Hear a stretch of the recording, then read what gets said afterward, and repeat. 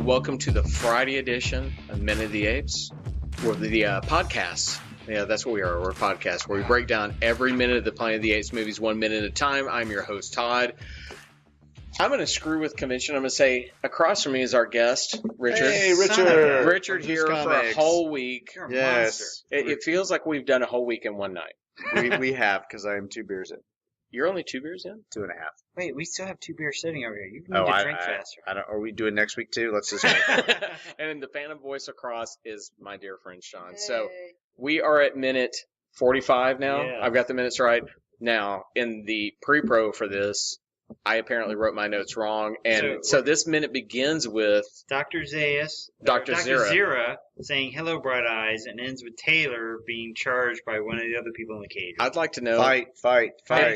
Because my wife will listen to this. It took 45 minutes into it before I screwed up something.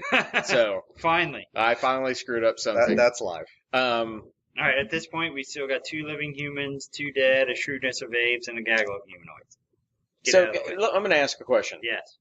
At some point, do we change your gaggle of humanoids and all that? Because that's been established there. Do we now need to just talk about what's in the moment? Well, we can. People let us know. Yeah, that's right. Respond back to us. Let us know if you want to hear the gaggles. You can email us at podcast@minutedapes.com. Because we all know Sean wants your emails so he can delete them. What's on the side of your hat, by the way? Oh, I said this is Jason Mantzoukas. Okay. A comedian I love. This is Paul F. Tompkins, another comedian I love. And if you don't know who these people are, you need to look them up because they are awesome. Or you can email him. And at podcast@minutedapes.com, and I will give you more information. It'll probably delete. So I'm going to let everyone know. Don't email until it's late Friday night, because I will tell you my favorite text messages from Sean are when he's like, "I've been drinking, just deal with it." And then it's a diatribe that just never stops. Wait until about 10 o'clock at night. Oh, he gives you a warning. He doesn't give me a warning. He just launches right into it. I say, you just see 4 or 5 text messages broken up because they reach a character limit. I either get the warning ahead of time or it's after he's made so many typos. "I'm drunk. Don't worry about it." And then it's 4 or 5 more. Okay, so I'm the host, but I've got my notes wrong. So y'all tell me where we're going in this minute, and I'm going to follow. So Zira introduces Cornelius to her project, Taylor. To Taylor. Taylor then starts to try and communicate briefly with him by trying to write in the sand. Right. So again, Richard has a script in front of him. Did they tell you what he is actually writing in this? Because I looked at that and I never could figure out what it was. They do? Yes. Please tell us. I know what he writes. So anyway, Zira says, "Hey, look, here's my fantastic creation," something like that. Cornelius says, "Okay, cool, whatever." And then actually we get Dr. Zaius starts to come in as well. Dr. Zaius he shows back up. in the scene. Dr. Zaius. So what Taylor writes in the sand is, "I can write." Okay, here's the thing. He literally writes in the sand, "I can write. I can write. I can write. I can sing. If you can't tell from these letters I've written down, I can write." So I understand he can hear what they're saying because they're speaking English, but that doesn't necessarily mean that they write English. They write the same thing. So he's assuming that it's like, I can understand Spanish, but if I write He's never been a great observer of humanity and the interactions of ANSA, damn it. We were given an indication earlier because he stole the notepad, right? Right? Yeah. He tried to grab the paper. Oh, shit, we never mentioned that, did we? Or is that in the previous minute from... Or is that no, we didn't talk... Does that happen later on? No? That was he tried to grab paper or something from them, but he never wrote anything. Right, you're right. But Oh, that's right, because that's when we got Julie's got the nut shot on him. But we've already got the sense that Zira is writing in a notebook. Yeah. So we have a sense that the apes actually write. They do have a written language of some sort. Right. And break his neck. Right. Just remember to bleep that out. There you go. It literally is. It will. I swear to God, by this time, people are probably shitting their pants every time that egg comes on. So, I don't. So now we get a little bit deeper into Zira and Cornelius' relationship. Mm-hmm. Dr. Zaius, good morning. You know, this is Dr. Cornelius, my fiance.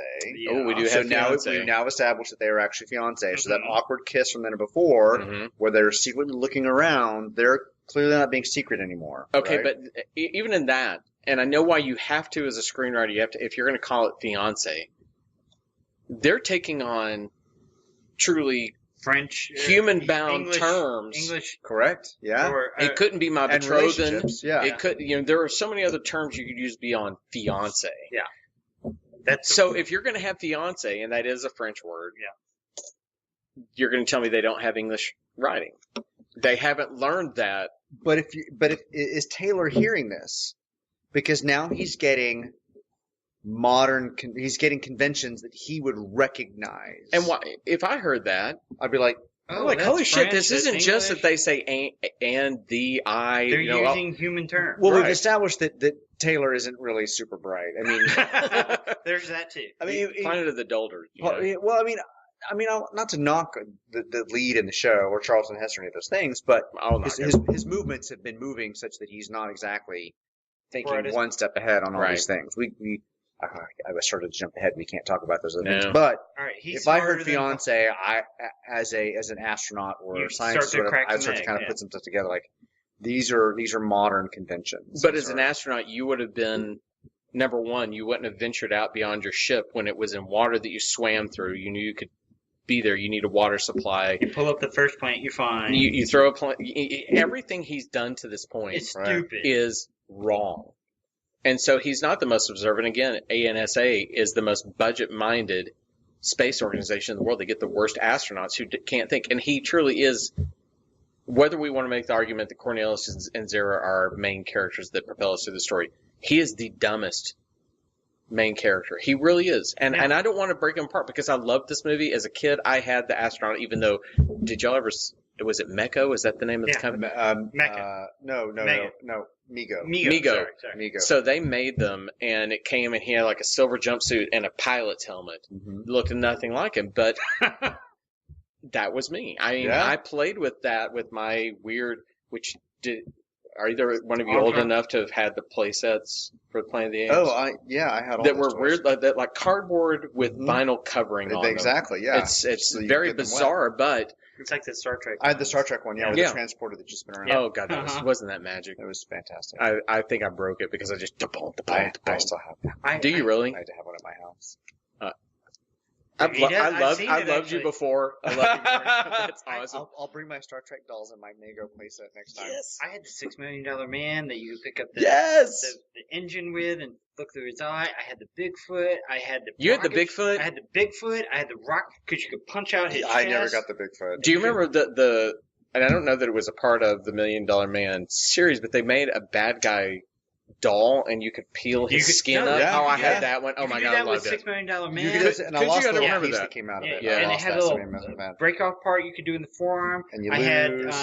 his handler. I can't remember his name right now. Oscar. I had Oscar. He had a briefcase or I something had like the that. rocket ship. I had all that shit. Come on, let's go. But see, I was before that and I had Evil Knievel, which I had Evil Knievel too. Did you have the Evil Knievel? You put him on the bike, you pull out the bike, you let it and go. make oh yeah, That's what you okay. do. Well, probably we are so far off Man of the Apes. Right now we're 70s pop culture. So toys. we had the toys. All right. But So we had the Planet of the Apes toys. I have to stop with Evil Knievel. The worst decision of my life is I had the Snake Canyon rocket, and I traded it with a guy for a couple of baseball cards. You dumb bastard! I literally did because I love baseball. Were they good baseball cards? I don't remember. It's like I don't even know you. Trust me, to this day, I'm 50 years old, and I look at that, and I'll be driving in my car to work, and I'm like, oh. Leave this podcast. My goodness. It's Richard and Sean now. Hey, welcome to Planet of the Apes with Sean and Richard. We kicked him out for his bad toy decisions when he was a child. You can come. You know what? You need to come see my toy room. And Alan, it's a beautiful. And you've seen it. Yes. I have a great toy room. It's a I have monument made to Batman and All Star Wars. All right. And did you ever see my Jaws? Have you ever seen the maquette that McFarlane did with the sinking ship and kidding the me? shark coming? We sold it at some point. Yeah. I bought that on eBay. And Sorry. You bought it from the wrong person. I know. I Comics. wish I had, and it came and it's broken, and I had to fix. Piece of shit. Anyway, That's ZeusComics.com where you can get all your toys and comic book needs. you really can. Okay, so somebody take us back because my All notes right. are wrong. So he was writing, I can write in the dirt. I can write, which it takes it back in the famous Simpsons moment. Doesn't he like? And I can play piano. I couldn't before. Isn't there something like that? I can talk. He can sing. Yes. It's not like, So Zira introduces Dr. Cornelius Yes. as her fiance Yes. to Zaius. Zaius. We also find out in this moment that Zaius refers to Cornelius as an archaeologist. So Yeah. now we're getting a little deeper into what we have. We have a sociobiologist, Yeah. scientist, Mhm. Zira, and we've got an archaeologist, right? Which again are human terms in and of themselves. Yeah. It's not rudimentary English. We are talking archaeologist. Very right. defined term. So he would naturally have an interest in what humans are doing, particularly if they have something unique, because they might be beneficial to him, right?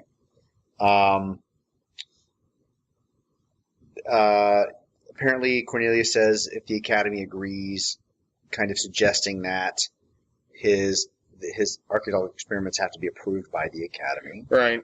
right? And Dr. Zaius says the project will, of course, require my support. So we're setting up a hierarchy of like government establishment with scientists. Which I was we about to have- say, once again, Right. it's reiterating this idea that the government is controlling that. Right, beneath exactly. We see that right now with the EPA and other Absolutely. government organizations. The government has to make Censoring sure information. science maybe, has to or- go forward, whether it's NASA or anything Right. else, right? So government is now approving archaeological digs and so on.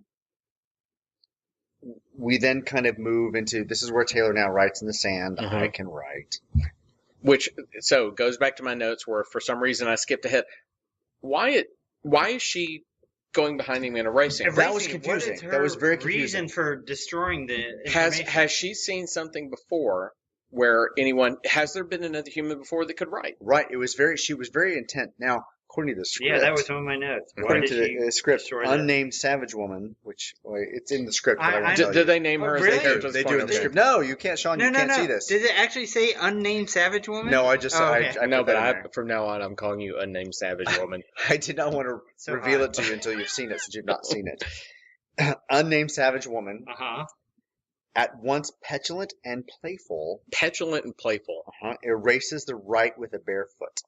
Well, that's not what she does, but She still, they just wiped it staged it out, different. yeah. Well, I remember she didn't erase the word right. She wrote the I can. 'Cause But she with- wrote the first part of it. She did it with her hand, not with her foot. Yeah, so It did says she- here with foot. Yeah, but she did her hand. So this director staged it different. I'm sure but they that's had to just get a what it different is. shot. But yeah, what was the Taylor rationale? angrily flings her aside, Oh yeah. Which he beats his woman.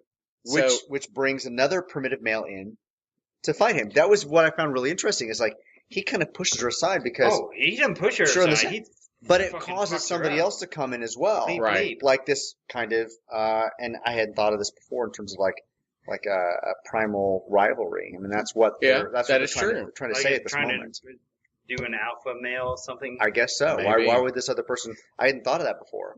He pushes the woman, another male And comes somebody in. else says, "No, you can't do that to the female, or Yeah. what we consider maybe the alpha female." That makes the fight make a little more sense now. But it's also suddenly a very deep thinking strain for someone who is so base level that they're going to treat a sugar cube like a piece of corn on the cob.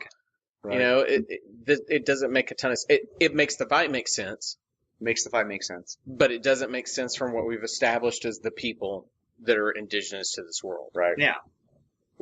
Now, if it's a mating ritual and it truly is, hey, here's a moment where I can claim her as mine, that makes sense. We haven't had that. We haven't seen that prior to this. We haven't seen any other interaction with male female in the If human anything, all society I've seen, like or that. whenever I put a woman in with a man, is the other men watch in an ookie manner to watch them mate. They are not aggressive to the point I'm going to take her to make her my own. But More suddenly, passive, yeah. however, if you beat your woman, I'm going to beat the crap out of you. And it's a great message if that's what you're trying to say, but it just Yeah. doesn't make a ton of sense why he starts fighting. But in that moment, in that fight, did anyone else think of, with the score and the staging of the fight, did anyone else think of West Side Story? I swear to God, it had the moment of like throwing the switchblades. Jessica had her way tonight. Oh, sorry. I can hear It was just that. Maria, I'm sorry. So before it goes full on fight, we get a couple more moments with Cornelius and Zaius. And Cornelius says, "I hope I can count on you, sir," wanting Zaius's approval for his expedition. Right. And Zaius says, "A friendly warning, Cornelius: when you're digging for artifacts, don't bury your reputation." Yeah. So what is that about? So if you bring